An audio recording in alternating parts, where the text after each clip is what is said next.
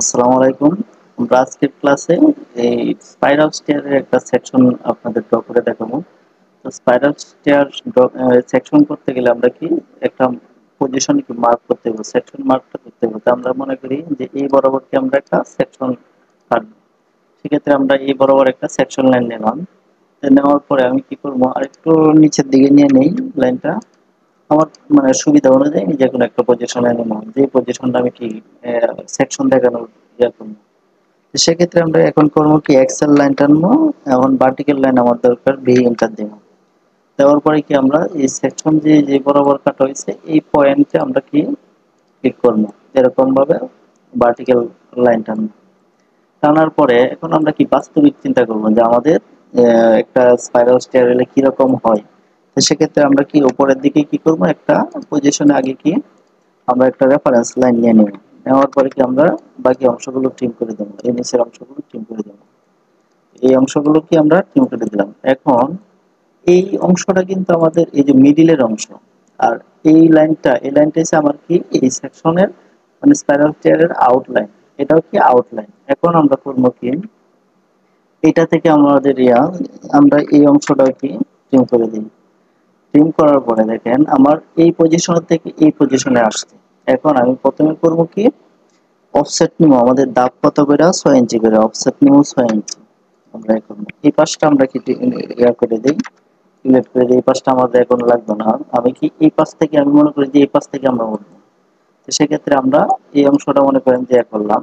করার পরে আমি প্রত্যেকটা ধাপ দিব আর কি বাকি অংশগুলো কি ট্রিম করবো। এটা আমি কিভাবে নিলাম আপনাদের আর একটু বোঝানোর জন্য এক্সেল ইন্টার ভি ইন্টার নিলাম। আমরা কি এটা এই যে আউট প্লাসটা এই যে ধাপটা উঠছে এই ধাপটা কি আমার 6 ইঞ্চি উঠছে।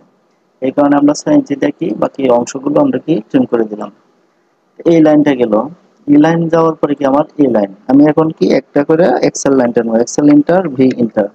আপনাদের দেখানোর সুবিধার্থে কি আমরা মানে এক একটা ধাপ কাজ করবো, এক একটা ধাপ কি করবো ট্রিম করবো। এখন এই পজিশনে আসছে, আমি কি আগে এই পজিশনটা নিয়েছিলাম, নেওয়ার পরে এই লাইনটা আসছে। এখন কি আমার এই পজিশনটা শেষ, আমার কি পরের নেক্সট যে পজিশন এই পয়েন্টে ক্লিক করবো। ক্লিক করার পরে আমরা করবো কি এই পলি লাইন নেওয়া। আমরা করবো কি এদিক থেকে কি 6 ইঞ্চি ইন্টার দিব। 6 ইঞ্চি আমার দাঁত আমি এইখানে নাকি আমি কি ক্রস করে দিব। এখন কি এই লাইনটাকে আমি ডিলিট করে দিব, অথবা কি এই লাইনটা আমার কোন জায়গায় যাইবো, এই লাইনটা আমি এখান থেকে ক্লিক করে এর পরের পয়েন্টে বসাই দিব। এখন পরের পয়েন্টে বসানোর পরে কি আমার এই পজিশনের থেকে কি আবার 6 ইঞ্চি ধাপ উঠবে। মানে আমরা কি ধাপগুলো ড্র করতেছি, এটা কি ধাপে ধাপে কি কমতে থাকবে। এখান থেকে আমার কি 6 ইঞ্চি উঠবে। 6 ইঞ্চি ওঠার পরে এই পজিশনে কি আমার কি আবার সেট আপ হয়ে যাবে। এখন আমি এই এক্সেল লাইনটারে কি করবো, মুভ করে কি এর পরের যে পয়েন্ট আছে এই পয়েন্টে বসাই দেবো। বসায় দেওয়ার পরে কি আমার এই লাইন বরাবর কি আবার আমি পলি লাইন নিয়ে কি এই পয়েন্ট থেকে কি উপরের দিকে কি করবো 6 ইঞ্চি নিব। নেওয়ার পরে এই পজিশনে দিয়ে দেবো। এখন কি দেখেন মানে আপনারা যদি কাজ বুঝেন কি আপনাদের জন্য খুব ইজি হবে। আর এই জিনিসটা যদি আপনারা ক্রিটিক্যাল ভাবে নেন তাহলে কি অনেক কঠিন। তাই আপনারা সহজ চিন্তা করবেন। এখন কি আবার এই লাইনটা কি এক্সেল লাইনটা কি আমরা মুভ করে এই পরের পয়েন্টে নিয়ে নেব। এখন কি আবার এই মানে এরিয়া দিয়ে আমরা কি এই পজিশন থেকে আমরা আবার কি করবো 6 ইঞ্চি দাব দিব উপরের দিকে। পয়েন্ট ধরে নিচে আমরা কি করবো এই পয়েন্ট থেকে কি 6 ইঞ্চি দিব। 6 ইঞ্চি দেওয়ার পরে আমরা এই পজিশনে নিয়ে নিব। এখন আবার কি পরের ধাপ কি আমরা এই লাইনটাকে কি প্রত্যেকটা পয়েন্টে আমরা নেব। এই যে দেখেন এই পয়েন্টে নেওয়ার পরে কি এটা এই পজিশনে গিয়ে মানে এটা আমার কি এই যে এই লাইনটা এটা কি আমার মিডিলের লাইন। মানে আমাদের সার্কেলের যে মিডিলের অংশটা এটার লাইন। এটার ভিতরে বসে আমার কি পয়েন্ট। এরপরের পয়েন্টটা কি আমরা কি এই যে এই পাশে কিন্তু আমরা কোনো পয়েন্ট লাইন নিয়ে নাই, কারণ কি এতক্ষণ পর্যন্ত কি আমার এই পয়েন্টেই ছিল, সবকিছু কি আমার এই পয়েন্টেই ছিল। এখন কিন্তু এটার সাথে ধাপ আরেকটা কি এটা এক্সেল ইন্টার বি ইন্টার। এখন কিন্তু আমাদের পরের ধাপটা নিতে হবে, কারণ এতক্ষণ তো আমাদের মিডিলের যে লাইনটা ছিল মানে এই লাইনটাতে দ্বারা আমাদের কি আউটলাইন সীমাবদ্ধ ছিল। কারণ আমরা কি যদি একটা পাইপ দেই, পাইপ কি বেদ করে কি আর পিছনের অংশটা আমাদের দেখা যাবে না, কারণ পাইপের সাথে কি অ্যাডজাস্ট হয়ে যাবে। এখন আমরা এই ধাপটা যখন নিলাম তখন এটা কি হইব, এই লাইন থেকেই কিন্তু আমাদের এই যে এটা আমরা আপাতত কি করবো এই এই যে এই লাইনটা কিন্তু আমাদের যখন ইয়া হবে এরকম ভাবে ট্রিম হয়ে কিন্তু এখানে গেল। ধরেন আমরা এই করে নি পরে আমরা ডিলিট করে দেবো। এখন এই পয়েন্ট থেকে আমরা কি প্রত্যেকটা ধাপ এক একটা ধাপের পর থেকে শুরু হইব। তার মানে কি আমরা কি করব, এই পজিশন থেকে আমরা কি আবার কি 6 ইঞ্চি দিব, দেওয়ার পরে কি আমরা এই পাশের যে লাইনটা আছে এটার মধ্যে অ্যাডজাস্ট করে দিই। এখন এই লাইনটা তো এদিক থেকে কি এই যে আমাদের এই আউটলাইন, এটা কি আমাদের ভিতরের সার্কেলের, তো এটার ভেদ করে কি পিছনের দিকে যাবে, তো এই লাইনটা আমরা কি করব, এক্সটেনশন কইরা এর বাহিরের দিকে দিয়ে দিব। দেওয়ার পরে কি আমরা এই লাইনটা ডিরেক্ট করব, এটা করব। আর আমার এই পাইপ ভেদ করেই তো পিছনের অংশ দেখা যাবে না, এই অংশ দেখা যাবে না, তার মানে কি এটা আমরা কি ডিলিট করে দিব। এখন এই এক্সেল লাইনটা আমরা করব কি ধাপে ধাপে, যে আমরা এই পয়েন্ট পর্যন্ত নিছিলাম, দেখেন এই পয়েন্ট পর্যন্ত কি আমরা নিছিলাম। নেওয়ার পরে এই ধাপটা আমাদের ঠিক রাখে ধরেন আমরা কি আবার কপি করব, সিও এন্টার দেয়া এই পয়েন্টে নিয়ে নিব। এখন এই লাইনটা কি আবার এই ধাপের থেকে কি বাড়বে, তো টিআর ডাবল এন্টার দিয়ে আমি শিফটে দিলে এক্সটেনশন করতে পারি।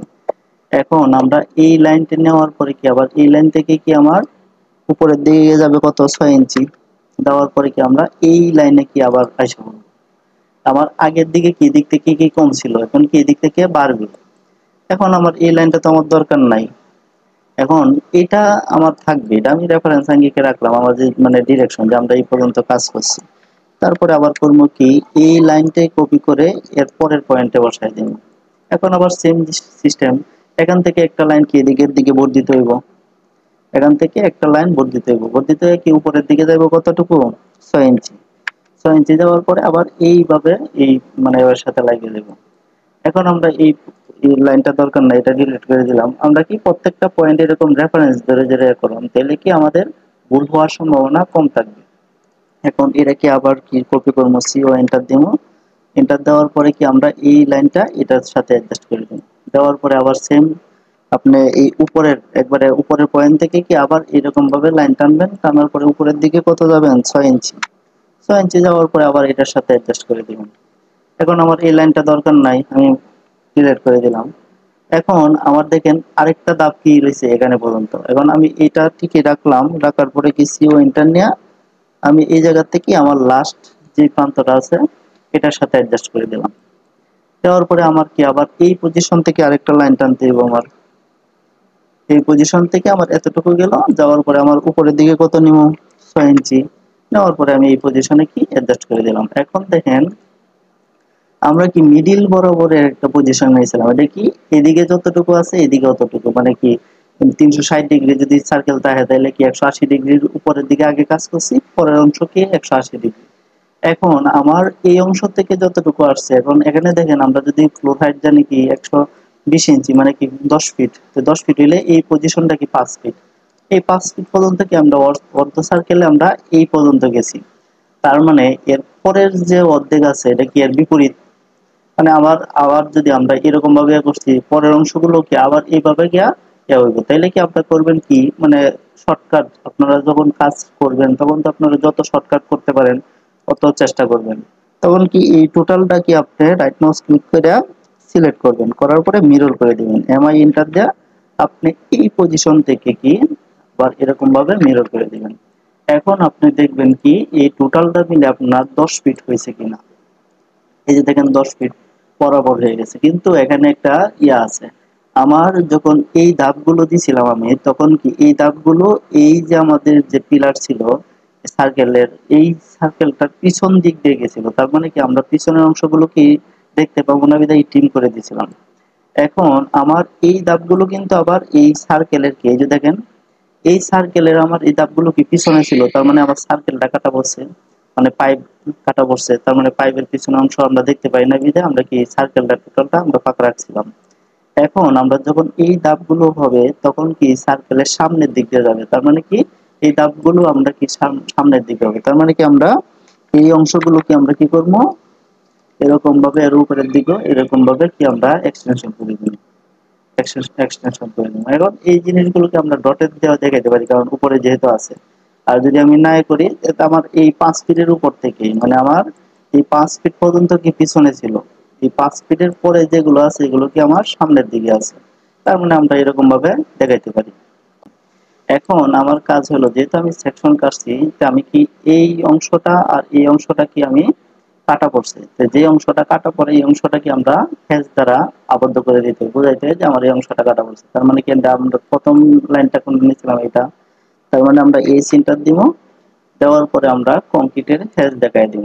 এই কংক্রিট নিলাম, এখন আমরা কি পিক পয়েন্ট নিলাম, নেওয়ার পরে এই পজিশনটা কি আমার হ্যাশ, আবার অপর দিক দিয়ে আমরা কোনটা কাটা পড়ছে এটা, এটা কি আমার 5 ফিট লেভেলের, যেটা এই 5 ফিট লেভেলের এটা এটা, তার মানে আবার কি এন্টার দিয়ে আমি কি এই পজিশনটা আমরা কি হ্যাশ বসায় দিব। এখন আপনি চাইলে কি এই পাইপের মধ্যেও কি আপনি হ্যাশ বসাইতে পারেন, যে পাইপটা কি ছেড়ে আছে, অথবা কি আপনি এরকম রাখতে পারেন যে আমার কি এই যে আরসিসি যেটা আছে এটা আমি কি দেখাই দিলাম।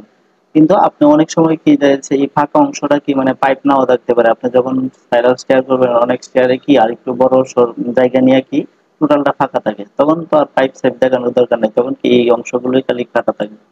তার মানে এটা হলো কি আপনার স্পাইরাল স্টেয়ারের একটা সেকশন, আর এটা হচ্ছে প্ল্যান। তা আশা করি মানে এই শর্টকাট টেকনিকে আপনারা যদি এরকম ভাবে সিকোয়েন্স আঙ্গিকে কাজ করেন, তাহলে কি আপনারা সহজেই কি স্পাইরাল স্টেয়ার সুন্দরভাবে ড্র করতে পারবেন। আর রেফারেন্স নিয়ে কাজ করবেন, ইনশাল্লাহ কি মানে ভুল হওয়ার সম্ভাবনা কম থাকবে। তো ভালো থাকেন, সুস্থ থাকেন, আসসালামু আলাইকুম।